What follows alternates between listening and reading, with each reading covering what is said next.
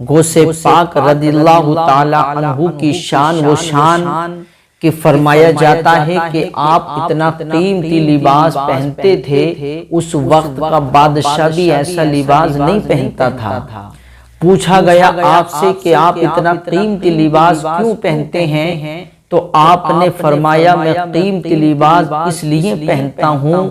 کہ میری وجہ سے غریبوں کو قیمتی لباس پہننا نصیب ہو جاتا ہے۔ یعنی آپ کا پہننے کا انداز طریقہ الگ تھا، آپ ایک بار پہنتے تھے اور اس لباس کو، اس کپڑے کو فقیروں میں تقسیم کر دیا کرتے تھے، اور آپ کا پہننے کا انداز طریقہ الگ تھا کہ آپ ایک آستین ٹاٹ کی لگا کر رکھتے تھے۔ آپ سے پوچھا گیا آپ ایسا کیوں کرتے ہیں؟ تو آپ نے فرمایا میں قیمتی لباس اس لیے پہنتا ہوں کہ جب بادشاہوں کے پاس سے گزروں تو ان کا غرور گھمنڈ ٹوٹ جائے، اور ٹاٹ اس لیے لگاتا ہوں کہ فقیروں کے پاس سے گزروں، غریبوں کے پاس سے گزروں تو انہیں احساس نہ ہو۔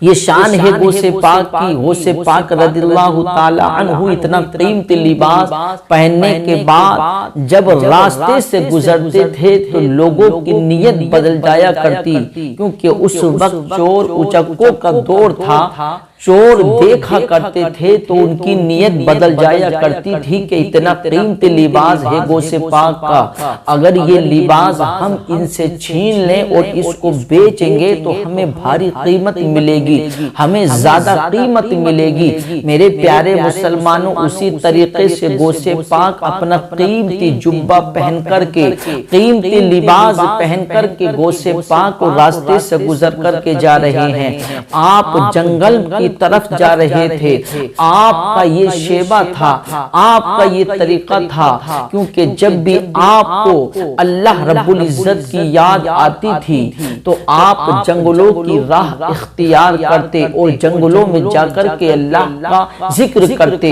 اللہ کی عبادت کرتے، اللہ کی عبادت میں مشغول رہتے تھے۔ آپ کو کسی چیز سے مطلب نہیں تھا، آپ اللہ کی عبادت بیابانوں میں کرتے، جنگلوں میں جا جا کر اللہ کی عبادت کیا کرتے تھے۔ یہ شان تھی غوث پاک کی، اور شیطان نے بھی کئی مرتبہ آپ کو بہکانا چاہا، آپ کو راستے سے بھٹکانا چاہا، لیکن آپ اپنے علم کے ذریعے سے اور اللہ کی توفیق سے شیطان کے مکر و فریب میں نہیں آئے۔ ایک مرتبہ آپ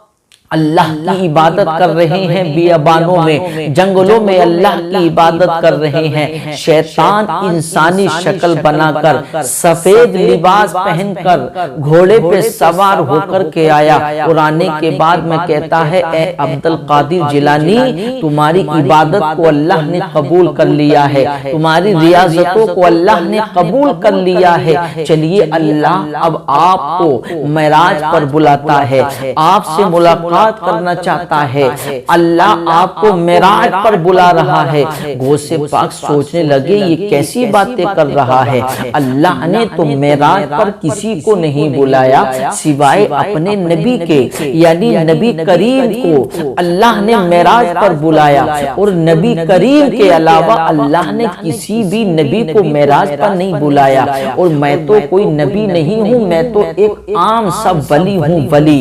تو میں معراج پر کیسے جا سکتا ہوں؟ یہ مجھے شیطان معلوم ہوتا ہے۔ ارے حضرت موسیٰ نبی ہیں، انہوں نے تو التجا کی تھی مولا میں تجھے دیکھنا چاہتا ہوں، میں تیرا دیدار کرنا چاہتا ہوں، تو اللہ نے انہیں اپنا دیدار نہیں کرایا، انہوں نے تو التجا کی تب اللہ نے اپنا انہیں دیدار نہیں کرایا، تو وہ نبی ہو کر کے التجا کر رہے ہیں پھر بھی انہیں دیدار نہیں ہو رہا ہے، اور میں تو ایک ولی ہوں، ولی، نبی نہیں ہوں، ولی ہوں، پھر اللہ مجھے معراج پر کیسے بلا سکتا ہے؟ یہ مجھے شیطان معلوم ہوتا ہے۔ غوث پاک سمجھ گئے یہ مجھے شیطان معلوم ہوتا ہے، اور جو مجھے بھٹکانا چاہتا ہے، مجھے بہکانا چاہتا ہے۔ آپ نے اعوذ باللہ پڑھ کر کے کہا شیطان مردود، تو مجھے بہکانا چاہتا ہے، تو میرے علم کو برباد کرنا چاہتا ہے، تو میری زندگی کو برباد کرنا چاہتا ہے، تو تو مجھے بہکانا چاہتا ہے، تو مجھے شیطان معلوم ہوتا ہے، یہاں سے بھاگ جا۔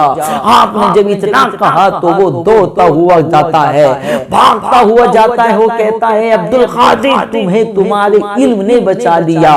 تمہیں تمہارے علم نے بچا لیا۔ تو غوث پاک کہتے ہیں مردود ظالم جاتے جاتے بھی بہکانا چاہتا ہے، ارے مجھے میرے علم نے نہیں بلکہ مجھے میرے رب کے فضل نے بچایا۔